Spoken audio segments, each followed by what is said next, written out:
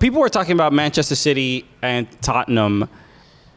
I thought the game was entertaining. And who would have bet on Tottenham?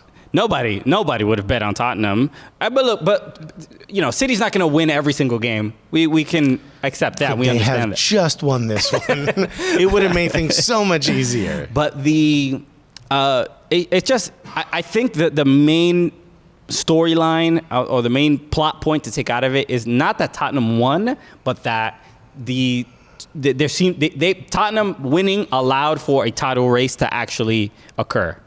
That's really I think that's what the sort of excitement was around, because everybody, every fan of the Premier League was interested in this. Look, it's looked like Manchester City's run away with the league for a while now, right? So I'm excited about a title race happening, but that's Manchester City's 26 games played, 63 points.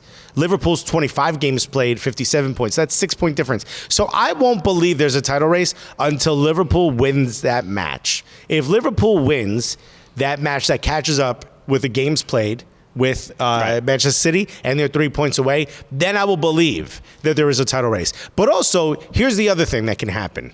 Sometimes when you're winning a lot, you can sort of lose focus, right? I mean, we know this from our personal lives, right? It's just winning after winning after winning. Constant success. I'm like, just stop it, guys.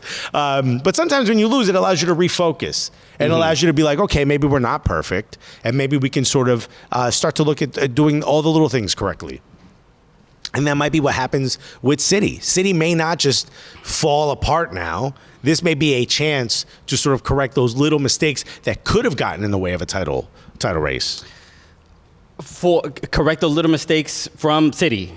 City can correct those little mistakes right. on their way to the title race. I mean, 6 points between Manchester City and any other team feels much larger than pretty much any other. Because it's City. Because you don't expect them to drop points that often. Right. If it was 6 points between Arsenal and Manchester United, you'd be like, anything could happen. Yeah, exactly. 6 points between you and City, you're like, well, you're never going to catch them. So what's the point? It's not even mathematically possible. No. In fact, do the what is it? The Tunnel of Honor? The what is it called again? The Guard of Honor. Honor Guard.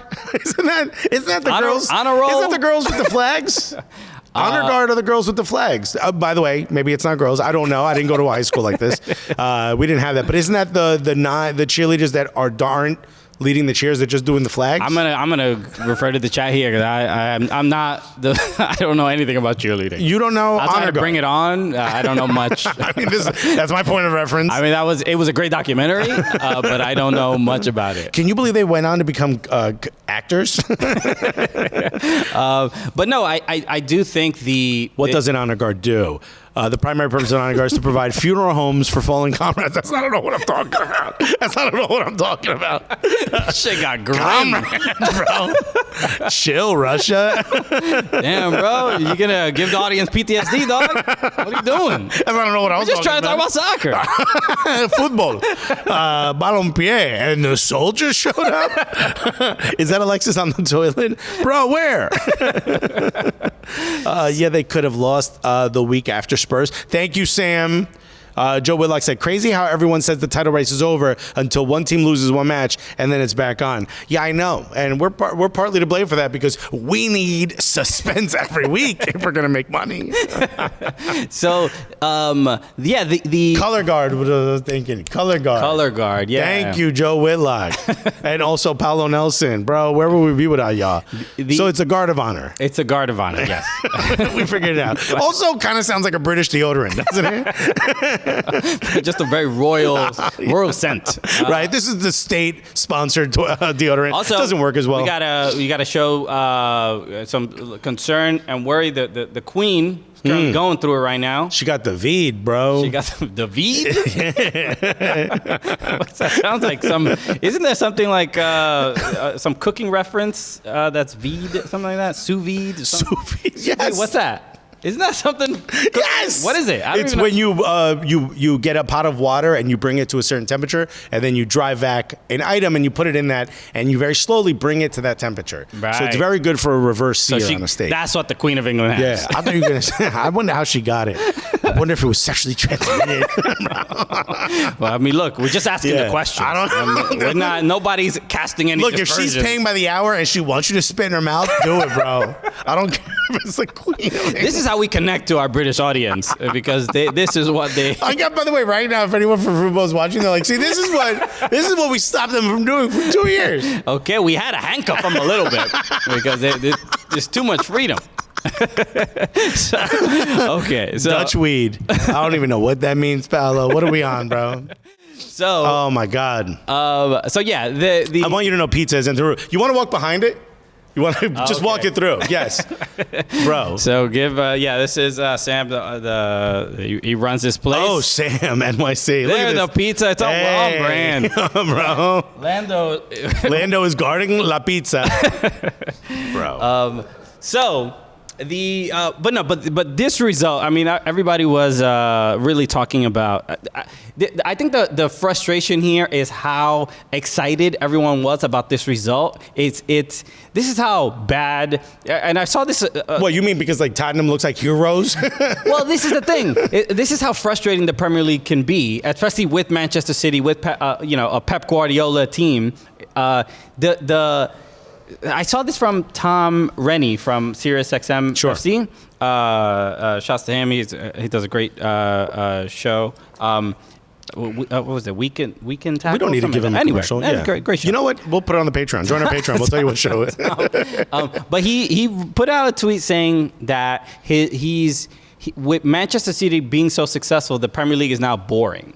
That he's not excited to. Here's why I disagree. Because shouts to Flex, who I'll tell you what show he's on if you join the Patreon.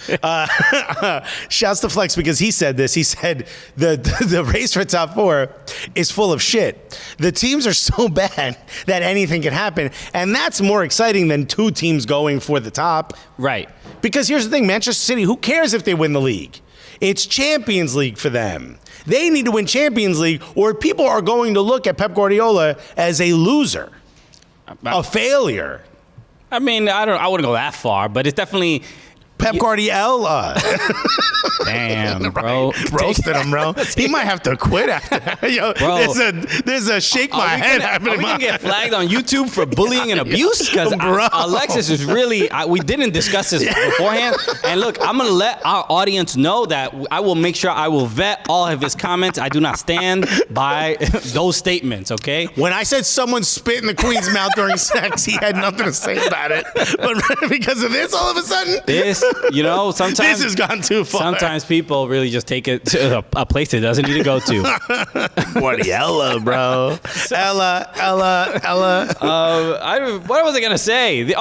But this is how thirsty we are for some competition. Do you care about the title race? Do you care if it's Liverpool, who's already won it, or City, who's already won it? I do care. I care that I am not certain by week 7 that the Premier League is wrapped up. That's what I care about. Honestly, who cares? I don't.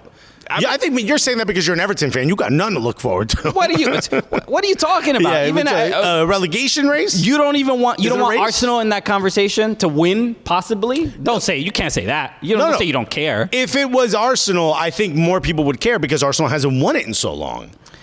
But Liverpool versus City, that's like Jeff Bezos versus Elon Musk over who gets to win $100. Who cares? I'll put them in a pool with oil. I'll watch that. I'll watch them fight.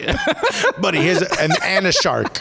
And now we're talking. But a baby one, you know? You talk about Shark Tank. I got a Shark Tank for you. A couple of businessmen in an actual tank with a shark, dude. So a baby one. How about 100 baby sharks? Just 100 goldfish-sized sharks. You're not gonna one shark-sized goldfish. You're not gonna lose a limb, but there's obstacles. Right. Yeah. You won't be in pain. But I like the healthy competition. It's the same. It's the same argument that people say, like having playoffs allows for some uncertainty on who the winner is going to be. But this victory for Tottenham was affected every single Premier League fan, because it seemed like everybody was just like, this is one of the greatest games I've ever seen, and it's only one of the greatest games you've ever seen because it's City. I'll say this much: it was I'm not the first to say it. It was an absolute masterclass from Harry Kane. Sure. I mean, you give this man a not even an inch, a meter. What's the equivalent? A kilometer. Give him a kilometer. You give this guy like, I don't know, 2 stone. What happens over there? What is that in Celsius? You give this guy any chance, and he will find a way to score when he wants to. What does that mean? Because you think there's moments he's like, I don't want to score today. You tell me, because for weeks we've seen him be below subpar to this level. And why did he show up against Manchester City, you think? Could it be for the same reason that Mbappe showed up against Real Madrid? I mean that they're both professionals and they give their all every single game. Yeah, I guess you're Alexis. 100%. I'm glad we're on the same page. No, it's because maybe he's showing off for his future employer. Do you think maybe that's why he decided to, as they say in American TV, get off the snide? I've never heard that. You've never heard that? You don't watch ESPN? No, you're busy watching Gentle Barn live stream. It's a good show. Oh, this horse seems upset. This is my reality TV. the real house dogs of Gentle Barn. He's like, damn, this one's a bitch. It's a female dog. That's right. Yeah, there we go. Manchester Center said, as long as Liverpool don't win, it's blessed.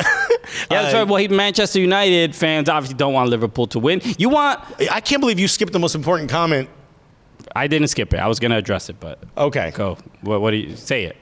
Michael Raymond said to Jughead, no, I'm joking. Sam said, do y'all want a slice? We will. Yeah. You want to get a slice now? You have to get up. Yeah. No, we can ask the owner to present us with the slice so we can continue the stream. No. Oh. You're actually going to get up and get a slice? Yeah, let's get a slice. We're in the middle of a podcast. All right, I'll continue to do this. I do want to talk about the Phil Foden video in a second. But here's my comment, my final comment on Harry Kane being incredible.